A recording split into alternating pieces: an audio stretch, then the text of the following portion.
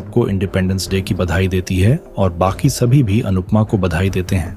लेकिन जिग्नेश अपनी भूलने वाली याददाश्त की वजह से हैप्पी होली बोल देता है। तभी अनुपमा उसे याद दिलाती है कि आज इंडिपेंडेंस डे है। तभी अनुपमा बाबूजी से पूछती है, आप लोग कहाँ से आ रहे हो? बाबूजी और मनोहर जी दोनों साथ में बताते हैं कि उन्हें इंडिपेंडेंस डे की होस्टिंग के लिए स्कूल में बुलाया गया था। ये सुनकर अनुपमा थोड़ी निराश हो जाती है क्योंकि वो भी वहां जाना चाहती थी। लेकिन बाबूजी या फिर किसी ने भी अनुपमा को साथ चलने के लिए नहीं कहा। तब बापूजी कहते हैं कि मुझे लगा कि तुम डांस की प्रैक्टिस में बिजी होगी। अनुपमा कहती है कि वो सब तो होता रहेगा, लेकिन देश की आज़ादी का उत्सव मनाना भी ज़रूरी है। आज के दिन ही हमें देश के शहीदों को याद करने का मौका मिलता है। अनुपमा मोहल्ले के झंडा फहराने में जाने का फैसला करती है। इसी बीच उसे अपने पुराने दिन याद आ जाते हैं जब वो इंडिपेंडेंस डे बड़े धूमधाम से मनाती थी। अनुपमा कहती है कि सबसे पहले देश का त्योहार, उसके बाद शादी। ये सुनकर जिग्नेश पूछता है कि किसकी शादी? क्या मेरी शादी है? बापूजी जिग्नेश के साथ मजाक करते हैं और मनोहर जी के साथ मिलकर उसे छेड़ते हैं और कहते हैं, तुम तो अभी 16 साल के ही लगते हो। अनुपमा तय करती है कि वो मोहल्ले के झंडा फहराने में शामिल होकर मंदिर भी जाएगी। अनुपमा भारत माता की जय का नारा लगाते हुए चली जाती है। इसके बाद अनुपमा रास्ते में एक महिला को देखती है जो अपने बेटे को तैयार कर रही होती है। अनुपमा को ये देखकर अच्छा लगता है, लेकिन तभी वो महिला सड़क पर कचरा फेंक देती है। सफाई कर्मी उसे कहती हैं कि कचरा डस्टबिन में डालो, लेकिन महिला ताना मारकर कहती है कि सफाई करना तो उसका काम है, मैं क्यों डालूं? ये सुनकर अनुपमा को बुरा लगता है। अनुपमा उस महिला को समझाती है कि सफाई कर्मी हमारे शहर को साफ रखने के लिए कड़ी मेहनत करते हैं, हमें उनका सम्मान करना चाहिए, न कि उनके काम को हल्के में लेकर मजाक उड़ाना चाहिए। आप जिस देश में इंडिपेंडेंस डे मना रही हो, उसी देश को गंदा करते हुए आपको शर्म नहीं आती। आप जैसा करोगी वैसा ही आपके बच्चे सीखेंगे। ये सुनकर महिला का बेटा इंस्पायर होता है। वो कचरा उठाता है और डस्टबिन में डाल देता है। अनुपमा उसे शाबाशी देती है। वो महिला अनुपमा से माफी मांगती है। इसके बाद सभी अनुपमा को सैल्यूट करते हैं और सब मिलकर जय हिंद कहते हैं। अनुपमा खुश होकर वहां से जाती है। दूसरी तरफ परी, राही और माही से कहती है कि जसप्रीत ने राखी की तस्वीरें भेजी हैं। परी खुश होकर बताती है कि लंबे समय बाद सबने साथ में त्योहार मनाया है। तभी राही अनुपमा की तस्वीर पर रुक जाती है। परी पूछती है कि क्या वो अनुपमा को डांस रैनिस के बीच खुश देखकर जलन महसूस कर रही है। राही तुरंत इनकार करती है और कहती है कि उसे अनुपमा और उसके नए परिवार से कोई फर्क नहीं पड़ता, वो मेरे लिए अनजान है। दूसरी तरफ अनुपमा अंश और प्रार्थना की हल्दी की रस्म के लिए हल्दी तैयार कर रही होती है। भारती पूछती है कि वो इतनी इमोशनल क्यों हो गई है। अनुपमा को समर याद आ जाता है और वो इमोशनल हो जाती है। अनुपमा रोते हुए कहती है कि समर मुझे बहुत प्यार करता था।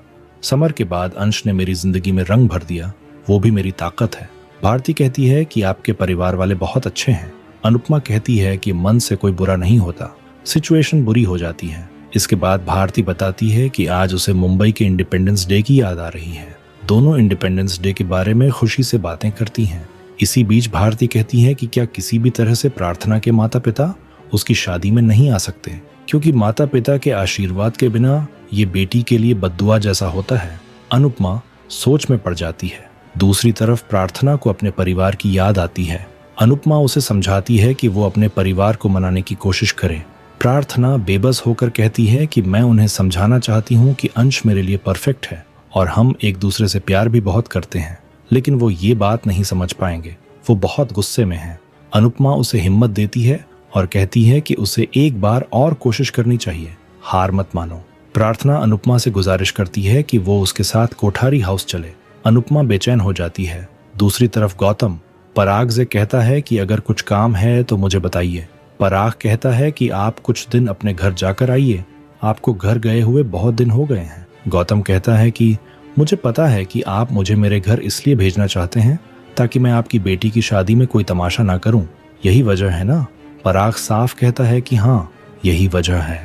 तभी मोटिबा कहती है कि जमाई जी अपनी मर्जी से घर जाएंगे, लेकिन हम प्रार्थना की शादी में शामिल नहीं होंगे। प्रार्थना के साथ अब हमारा कोई रिश्ता नहीं है। तभी प्रार्थना कहती है कि खून के रिश्ते इतने कमजोर नहीं होते कि कहने से ही टूट जाएं। प्रार्थना अनुपमा के साथ वहां आती है।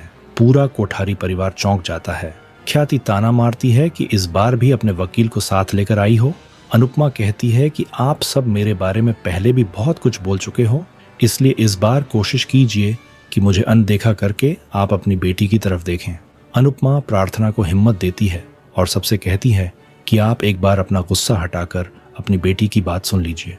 गुस्सा चाहे जितना ही बड़ा हो, रिश्तों से बड़ा नहीं होता। अनुपमा प्रार्थना के हाथों से बनाया हुआ कार्ड सबको दिखाती है और उन्हें शादी में आने के लिए इनवाइट करती है। पराग कार्ड देखकर मन में इमोशनल होता है। प्रेम अनुपमा से कार्ड ले लेता है। राही कहती है कि प्रार्थना अपने घर अकेले भी आ सकती थी, तो आप उसके साथ क्यों आई हो?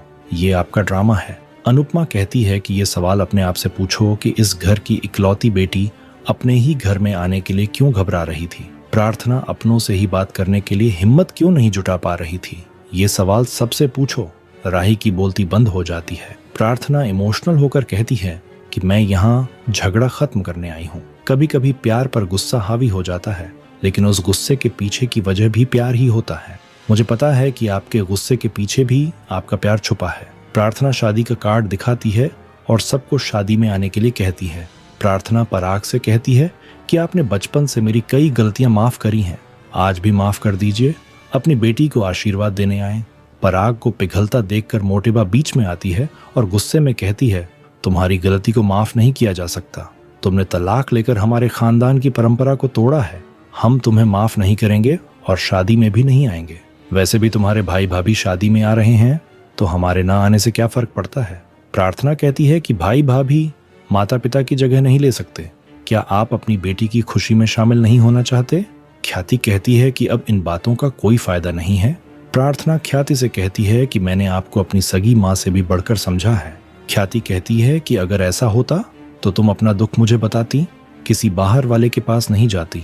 प्रार्थना कहती है कि मैंने कोशिश की थी, लेकिन किसी ने भी मेरा दुख नहीं समझा। अनुपमा ख्याति से कहती है कि जब प्रार्थना शाह हाउस में रहने आई थी तब मैं वहां नहीं थी, इसलिए आप ऐसा बिल्कुल भी मत सोचिए कि प्रार्थना आपको छोड़कर मेरे पास आई थी। प्रार्थना ख्याति से कहती है कि आप मेरे पास क्यों नहीं आई? आप मुझे घर वापस लेकर आती और कहती कि मैं सब ठीक कर दूंगी, लेकिन कोई मेरे पास नहीं आया। सब शर्मिंदा होते हैं। अनुपमा कहती है कि प्रार्थना को अपनी पहली शादी में सुख नहीं मिला। इस आदमी ने आपके सामने रहकर भी इस पर अत्याचार किया और ये बोल नहीं पाई, लेकिन फिर भी ये आगे बढ़ना चाहती है, तो इसमें गलत क्या है? पराग कहता है कि इसमें सही क्या है? बेटी माँ बाप के खिलाफ जाकर शादी करे, क्या ये सही है? अनुपमा कहती है कि माँ बाप ने अपनी बेटी की मर्जी पूछे बिना उसकी शादी इस दरिंदे से करवा दी थी। क्या ये सही था? आप खाने से लेकर पढ़ाई तक की सारी बात बेटी से पूछते हैं, लेकिन शादी के समय उसकी मर्जी क्यों नहीं पूछते? क्या बेटी की जिंदगी में उसका जीवन साथी कौन होगा ये जरूरी नहीं है? सभी चौंक जाते हैं। आने वाले एपिसोड में देखने को मिलेगा कि मोटेबा अनुपमा पर गुस्सा करती है कि जब तक आप जैसी औरतें आज़ादी का गलत फायदा उठाएंगी, तब तक लड़कियों को आज़ादी नहीं मिलेगी। आप अपने पति को छोड़कर अनुज के साथ बिना शादी के रही थी। आपने इतना कुछ किया, लेकिन आज भी आप संघर्ष ही कर रही हो। अनुपमा कहती है कि मैंने फिर भी हार नहीं मानी। अनुपमा को अपनी पुरानी बातें याद आती हैं और वो अनु की रसोई में आती है और उसके नाम के बोर्ड को देखकर खुश होती है। आपको क्या लगता है, अनुपमा क्यों बिना शादी किए ही अनुज कपाड़िया के साथ घर छोड़कर अलग रहती थी? कमेंट करके जरूर बताइए।